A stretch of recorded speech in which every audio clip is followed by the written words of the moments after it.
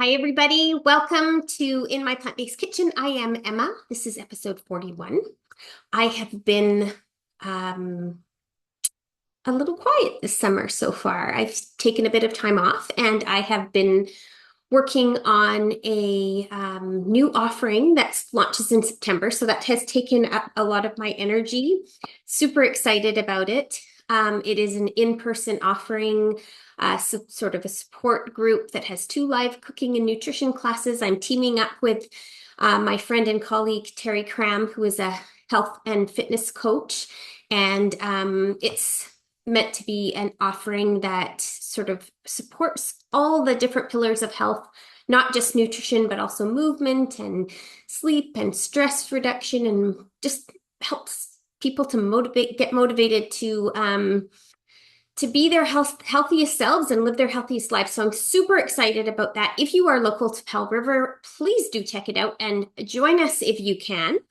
It is going to be an awesome month. So I won't say any more about that. I want to get into today's recipe. Well, not just recipe, but discussion. So I did a brain health talk this week for uh, somebody who runs a leadership academy. And it really got me thinking again, it always comes back to the beans. It always comes back to the beans. Whether we're talking about heart health or gut health or brain health, beans are such an important part of the diet. And I think the reason why it comes back to it is because it's the one aspect of many plant-based eaters' diets, even, but certainly people who are not on a completely plant-based diet, beans are something that a lot of people struggle to get in. And I see this over and over again with the clients that I work with in my classes. People are getting more familiar with things like hummus or, maybe having some black beans in a burrito or something like that, but it is still not a part of everybody's daily diet. So I got to thinking, well, I'm going to start sharing a lot more bean recipes. And I'm excited today because I have one for you that I have been working on over the summer. I've been tweaking it and playing with it and trying to make it really, really simple, but really, really delicious. And I think I'm there. So I'm going to share it with you today. What are some of the benefits of beans before we get started? Um, Beans are a wonderful source of protein. They're a much more healthy source of protein than animal products like meat or they don't have any cholesterol, they don't have any saturated fat, they don't have any sodium. So they are packed with good things plus a lot of protein and not a lot of the bad things. So they're high in calcium, they're high in iron, they're high in magnesium, and they have some copper in them. They've got lots of minerals in them. And they also have vitamins A and C, lots of vitamins. They're rich in folate, B9, which is really important for brain health. That's why that came up yesterday. And a lot of people don't get a lot of B9 or folate. So you also find folate in greens. So it's the greens and the beans that are going to give you that, but beans are a great source. They are also, of course, incredibly fiber rich, and our gut bacteria love beans. They love the soluble fiber, the resistant starches that are created by beans when we eat them. So they do all kinds of wonderful things when we feed them beans, and it reduce inflammation in our body and help us to think more clearly and all these wonderful things. So good for gut health, good for cardiovascular health because they're really high in potassium as well, and wonderful all around. So, is there anything else I wanted to mention before I get started? I don't think so. I'm going to go ahead and start preheating my pan, which I need to turn on before I do that, because we are starting with a no oil saute of just some onions. I have some beautiful little red onions that I got from our local farm and just love all the local produce at this time of year. The recipe calls for 1 big onion, so I'm using 2 smallish onions. And I've peeled them already just to save on time. But this is where we're going to start. I'm preheating my pan because When you do a no oil saute, and I'm not even really going to use water or anything to start this saute with. So you want to have a nice hot pan so your onions just sear right away and then they don't burn. So let's just get them diced up. We are moving into, or will be shortly moving into flu and cold season. And at any time of the year, it's always great to keep our immune system strong. And allium vegetables like onions and garlic are a really important way to do that. So, and of course, they just lend so much flavor to our dishes. So I love starting dishes out with onions and garlic, trying to get them into my diet every single day. So there's one. Sorry for the chopping noises. I maybe should have chopped it ahead, but I thought, why not chat while I'm chopping? So, yeah, so you want a pretty small dice on these. You don't want big chunks of onion, but it doesn't have to be perfect. I'm very much not a make it look perfect chef at all. I am just a make it work chef. Make it look pretty as a second. You do want to make your food look tasty because we eat with our eyes first, but there are onions all ready to go. And I, of course, forgot to bring a couple of things. I'm gonna go get them. This is one of the handiest tools. It's actually a pastry cutter, but I use it mostly for moving vegetables around in my kitchen easily. You can take a lot of them. You can hear this pan sizzling maybe. Unless the video is cutting the sound out, the background sound. And then of course my spatula, I'm just gonna start moving those around. I can already smell the onions cooking. Smells great. I'm gonna turn the heat down just a touch.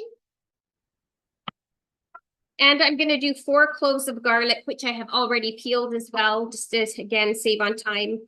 And I want those minced up pretty finely. So I'm gonna mince those up. I didn't even tell you what we're making. We're making a red bean or kidney bean curry with a Madras curry spice mix. And I'm going to talk more about that in a moment. So not only are we getting some beans in, we're getting a whole bunch of really beneficial spices. Okay, so my garlic is ready to go in when I'm ready for it.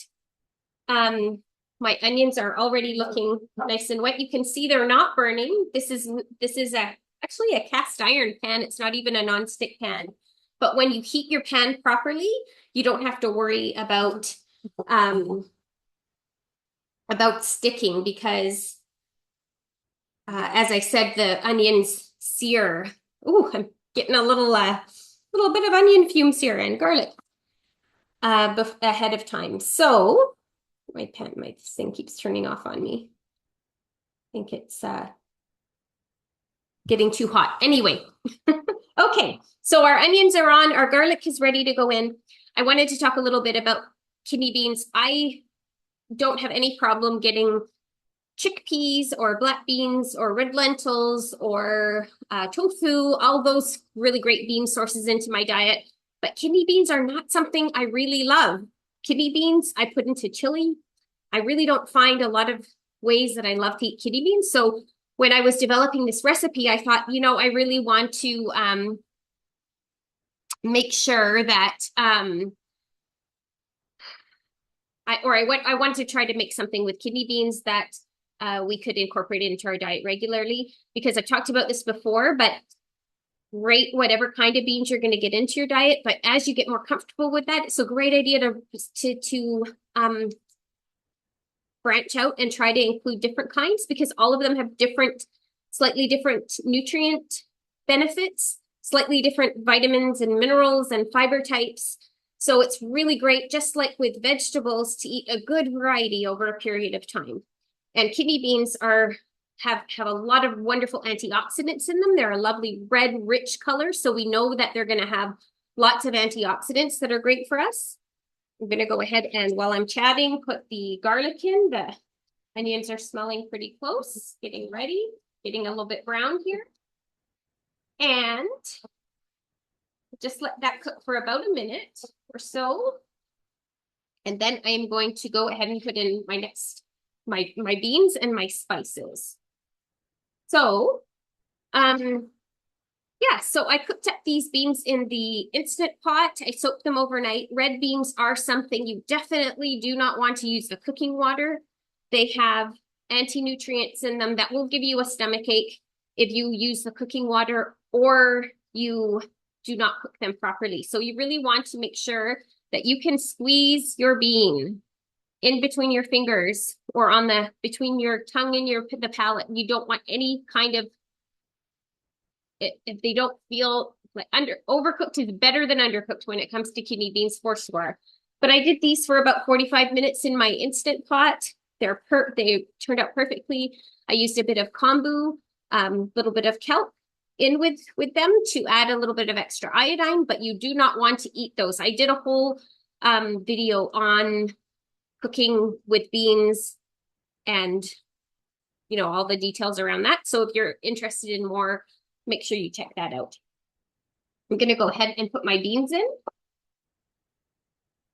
The recipe calls for 2 cups or a big can of kidney beans. I eyeballed it and I just used what I had cooked up. And I'm just gonna, you don't really need to cook them. They're already cooked. But what we're doing here is infusing the flavor of the spice mix. So I have a Madras curry powder mix that I have been using, and I really like it. But this company is no longer in business. So I am going to be, and I often make my own spice mixes, and I just haven't done that with Madras curry powder. But I actually do have a recipe that I have found and want to try. So I'm going to make a whole other video about that because I don't want to, I really love this curry mix. And I thought rather than looking for another purchased one, I will make it myself, and it requires some toasting. And I thought, well, I'll do that next time. But you want about 2 tablespoons of that curry powder mix. You can certainly buy it, or if you've got some in your pantry, it's the Madras curry mix. Really smells lovely. It's got turmeric and some different chilies. It's a little spicy, black pepper, cinnamon. It's got all these really nice spices included, which give this dish and some actual spice a lot of flavor. And then I've got a can of diced beans. You could probably use fresh tomatoes if you've got them in your garden coming out at this time of year. But about something equivalent to the about 28 ounces can if you're going to use something fresh, and you probably want to add a bit of water. So I've got some diced tomatoes there with the juice. And if you would like it a little more liquidy, you can also add a bit of water. And then I'm going to add just about a tablespoon of Bragg's soy or savory liquid seasoning, soy alternative. It's called different things in different places, or you could use coconut aminos if you want to make it a little lower in sodium. The Bragg's is lower in sodium than soy sauce. The coconut aminos are lower in sodium again, but it does have a bit of a different flavor. It's sweeter. So just make sure that you like the flavor before you go and put it into your dish. You can see I've got a beautiful red dish here. That is honestly all there is to it. It is so easy. This is absolutely delicious. I have served it up with all kinds of different things. Tonight, I'm going to serve it up with some brown rice and steamed broccoli for a really healthy, delicious meal. I've made it with squash and quinoa. So you can use this in a variety of different ways. I recommend thinking about the colors. So I really like it with the roasted butternut squash, a side salad, and some quinoa. The red, the green, the yellow, and the sort of white or beige of the quinoa is a really nice combination. It looks really pretty on the plate. You've got all your different nutrient components, really healthy meal. This is something going into fall, we're talking a lot more about meal planning and cooking ahead, batch cooking for those lunch leftovers or busy dinner leftovers during the week. You could cook up a batch of this. This is probably good for us. It's going to be at least two good meals, maybe three. So I cook up a batch of this. I've got 3 meals right there. Cook up a batch of rice. All I need to do is then steam up some broccoli, roast some cauliflower, roast some squash, whatever, and dinner is ready and on the table before you know it. And the longer this sits in the spices, the more the spices, like I'm just going to leave it to simmer now for probably simmer it for maybe an hour. You don't need to leave it that long, but I probably will just because it gets better with time. Just turn it down to very low. I might end up adding a little more water if it gets a bit dry. So you can do that and just taste it as you go, adjust the spice mix, adjust the amount of spices or maybe the brags that you put in. And that is really all there is to it. And if you want, you could even add a bit of kale or spinach or something like that to it just before you serve it and just wilt it. And there you've got some greens in there too. So I hope you enjoy this recipe. I will share it on my blog and I'll put the link to that in the show notes below. If you like this video, I always appreciate a thumbs up and a like. And if you enjoy these videos, please share them with people that you know who are interested in plant-based eating. It is my plight to help people eat foods that are great for them, but that also taste wonderful, good for the planet, help make this planet a kinder place as well. So thanks for joining me today. I will be back with another video. I may do the Madras curry powder experiment with you online next time. Have a wonderful week. See you next time.